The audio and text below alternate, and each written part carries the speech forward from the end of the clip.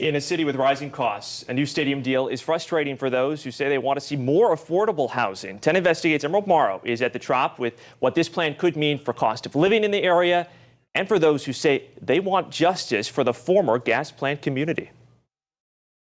Yes, housing affordability is a big worry for a lot of people in this area, especially given this new announcement. And the concern is this area might soon become too expensive for the average person to afford. This is the photo archives. How many photos of the gas plant area do you have? Not a lot, not nearly as many as we would like to. This is taken after the interstate, but before the Trop. I think they'd already started moving people out. I was going to say the area, some of it was destroyed already because we see the interstate going through. Yeah. That neighborhood, the gas plant, was literally stolen, whether it be by quasi-governmental regulations, eminent domain. They took that land. All over the United States and throughout our history, this has happened. And in many cases, black people are not able to return to those historic lands. This was an opportunity to do that, and it wasn't done. I think it's a shame.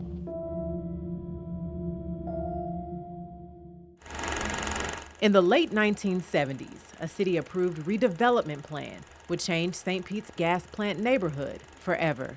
The promise, more than 600 jobs, offering about $20 million in today's wages, plus construction jobs to restore and build new homes for more than 1,000 people. But by the 1980s, City Council pressed pause on that promise and hit play on a plan to build a baseball stadium. And in the process, the city razed hundreds of buildings, displacing families, churches, and businesses.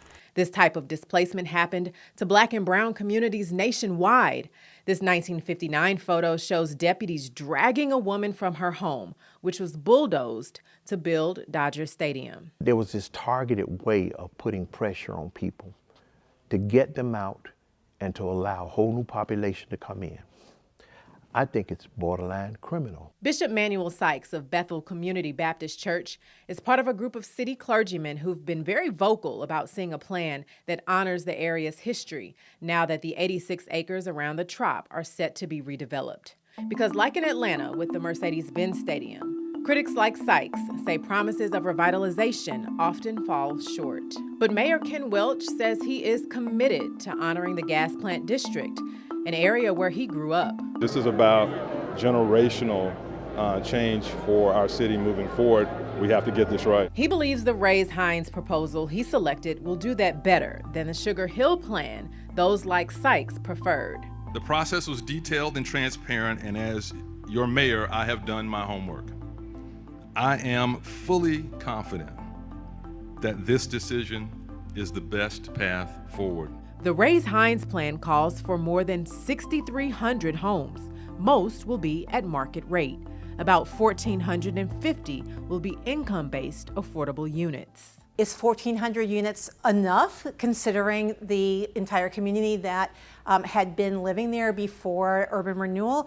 Certainly it's not, but also there are some barriers and constraints to building affordable housing these days that maybe makes it unrealistic to think you're going to get 5,000 or 6,000 affordable units all in one community. So I think it may be the best we can hope for. Dr. Elizabeth Strom of USF says developers may need government subsidies and applications are competitive. It's not like they just hand you the money. There are also construction costs and changing market conditions. Even if you have subsidy, if the basic cost is super high and the cost of financing is very high, it's going to make everything more expensive.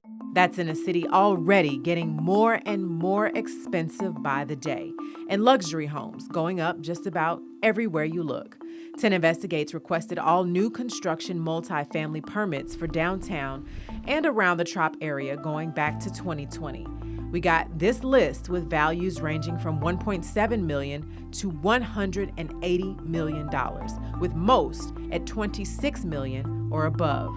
raising questions on just how affordable this area will really be for the average person once the Rays-Hines plan is complete. And when it comes to the affordable housing component, there's no guarantee today's plan will be what this area sees down the road. How binding is a plan like this?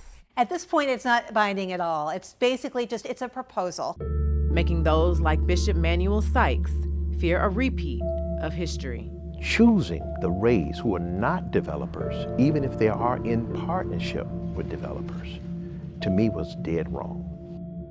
Ken Welch had an opportunity to bring people back, to bring about some reparation and restoration. I don't blame Welch for everything. His role in history was to bring back justice to a people who had been robbed. He missed it. Now, we did make every effort to sit down one-on-one with Mayor Ken Welch to really get his insight into this process. He wasn't able to do it before today because negotiations were still ongoing. However, he did say during the announcement that he hopes that more of the community will get involved in this process. And of course, we will keep you informed as everything develops. Reporting at Tropicana Field, Emerald Morrow, 10 Investigates. Emerald, thank you. Download the 10 Tampa Bay app, and under Investigates, you'll find 10 Investigates full coverage of the Rays' proposed deal with St. Pete and Pinellas County, the history and its impact on all communities.